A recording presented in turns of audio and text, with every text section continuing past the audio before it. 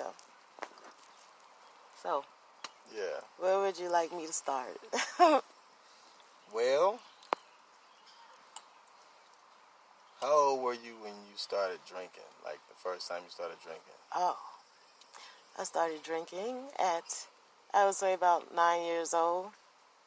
And what was your beverage of choice? Not the brand, just the beverage. It was some beer. Yeah. Yeah.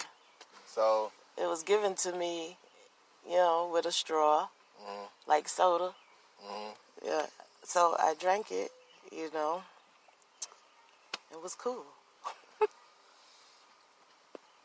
Well, not really cool, but I got I mean, I felt like I was, drinking adult brew, at 9. Yeah. I didn't know the damage it would be, it would cause. And what other things that you follow up with from that point as far as your development from beer, and when did you start drinking actual alcohol and hard liquor and stuff like that? Oh, well, after the beer started, then, my family is Caribbean, so they would go to, the carnival every year. And when they came in or when they came back from the carnival, they'll wake us up. Even though we had school in the morning, they'll wake us up. We'll take a shot of some rum and we go back to bed, But so I guess it was like I was probably maybe 11 by then. Yeah. And then as far as like the development of, I guess, saying you was speaking on the fact of how many different drugs and stuff you had become a user of. You was a user. You was never an addict. Mm-hmm. Addiction really is non-existent. It's not an addiction. It's just a choice that the mind keeps making over and over again. So you just change the mind from those choices in your environment and your emotions, and then you just change. You stop using it. But tell everyone how you went through the process of what you used to use and everything that happened to you from like when you was younger and teenage years. High school, the pills you might have been taking, stuff like that. Yeah. Well, I guess by the end of junior high school, I was about like 13, 14, going on 14. And I got a lot of migraines that I used to have. So I took, acetaminophen to get rid of that. But in the process of me taking it, I realized that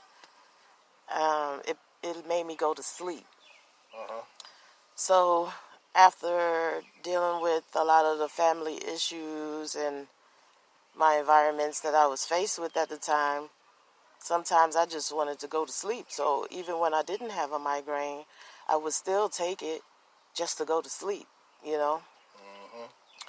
So that, I developed a habit of doing that. And by the time I was like 14, 15, I was very suicidal. I wanted to check out. I didn't want to do life anymore. As a teenager, it was just, I was overwhelmed with a lot of emotional issues. And it made it hard to deal on a regular basis. What type of emotions was you feeling? It was like, how old were you exactly? I was about 15? Around 14. It was 14, like over 15. a period of years, So it was right after your puberty kind of started. I guess, yeah. Yeah. And that's when you started getting the headaches after puberty started too. Yeah, pretty much. So it's probably a natural thing because of your blood loss and the lack of intake of certain iron and certain vegetables at that time that your body was needing as you was developing into a full-grown woman or goddess. That's a possibility. Yeah. It was the physical pains you was feeling. But they didn't explain that. Yeah. Not much was explained to me, Right. I didn't get a lot of that.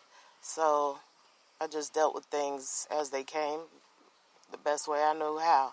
Mm-hmm. So go ahead, tell us what happened now. Yeah, so I became suicidal, in my early high school years. And ultimately, I raided my uncle's medicine cabinet one day and filled up a glass with liquor. And I just took it. I took the pills, drank the liquor down, and, I got drowsy. I felt, I guess I passed out and fell asleep or passed out. I don't know. All I know is I woke back up, and ever since then I never tried to, do that, try to take my own life out. I never tried that again because obviously it was not meant for me to die because I had been trying, in different little ways, taking pills and drinking, thinking that, because that's what I saw in the movies.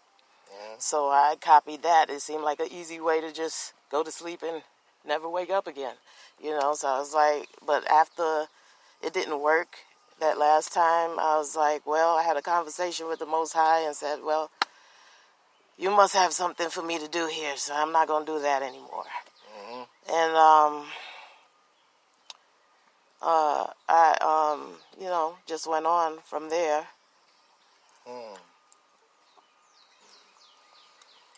So, in the aspect of all these different things,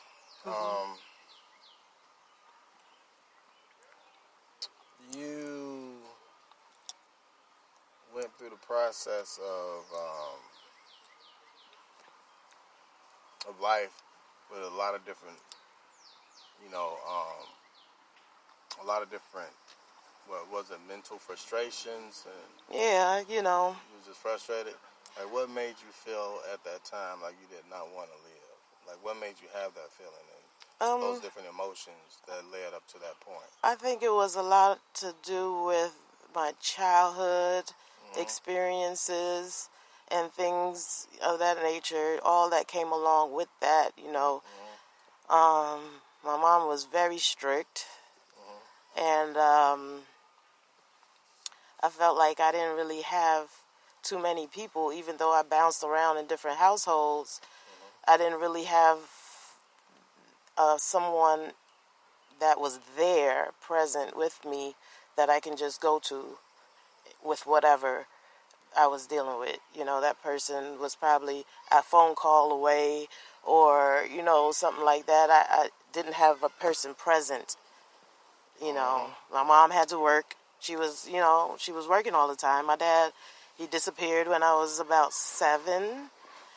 So they declared him deceased in the United States. So I didn't have that.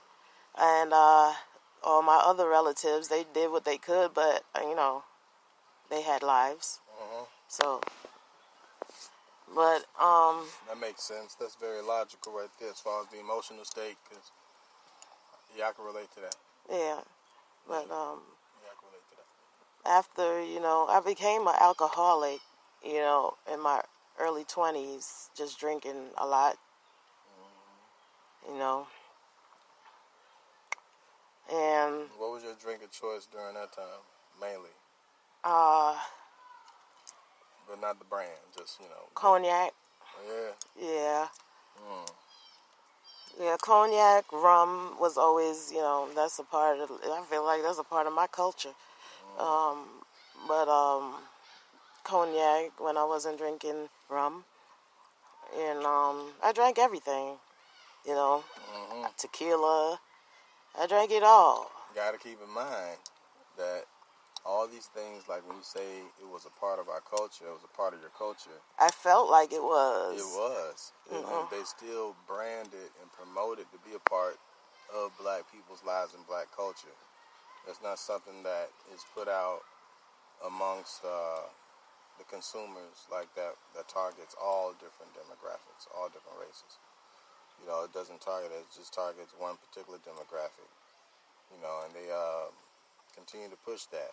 And when I say they, I just mean the world in general, the corporations, So that's not something that you per se were you're not guilty of any of these things that you did in the past. You're a victim of multiple different bombardments of social manipulations of the mind of black individuals in our communities. And then the elders over you were under the same situation, the same mental oppression and chemicals that have been put into our communities for us to use. We're not producing any of these things. We didn't manufacture any drugs. We don't manufacture any alcohol. We don't manufacture or produce any of these things that we consume and then adopt all these problems and emotional disturbances from the lack of having focus. They take our focus and mess it up like that. So I just wanted to chime in on that, you know. But as far as like in your 20s, you started drinking rum and vodka and cognac and all that, right? Yeah. So basically,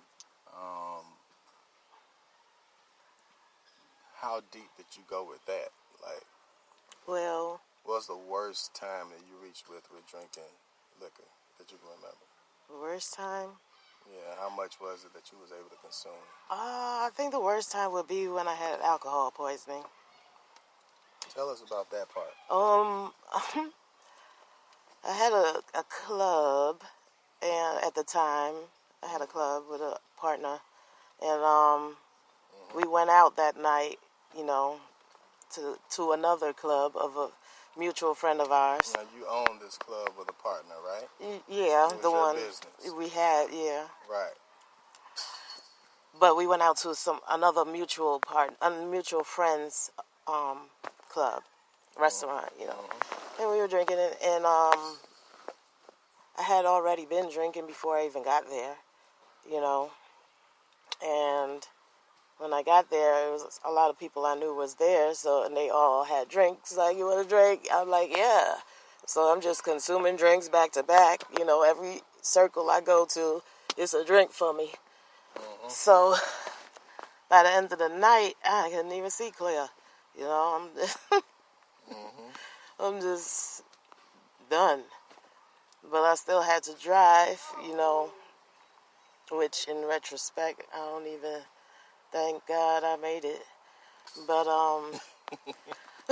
True, though. yeah, I don't know how I made it to the crib. I know it seemed like I woke up and I was almost hitting the medium strip off the highway. So I just hurried up, and I was praying then, you know. It wasn't fun no more. I was praying like, please just let me make it to the crib. Made it to the crib. And I got in there and just passed out pretty much, you know. Woke up, I had throw up all around me. You know what I'm saying? I could have died in my sleep. I just kept on throwing up and throwing up and throwing up and throwing up nonstop, you know, until I think it was my sister, somebody came through and they took me to the hospital, and that's when they told me I had alcohol poisoning, and I had to be pumped with fluids all day long, stayed in there all day, you know. I was like, and after that I was done with the liquor for a while, you know. I was like, I need to stop. I was just doing too much. How long was a while before you had another drink? At least 2 to 3 years. Yeah, it was like 2 to 3 years. You know, that. And then when you started back drinking after them 2 or 3 years, was it heavy drinking back on? No, it was just socially. Light? I became a social drinker from that point on. You Right. know, you know, I don't even like to drink alone. You know. Right. You know, after high school or my last year in high school, just want to backtrack a little bit, because I did, you know, touch on something else, and that was marijuana. I realized that it helped me. You know, it kept me at a level, you know, where I was able to calm down and focus more and things of that nature. It helped me go to sleep. I was an insomniac, you know what I'm saying? It was a lot of things that it helped me with, you know. And that was around 17. I was about 17. So that continued on throughout the years, you know. I never really stopped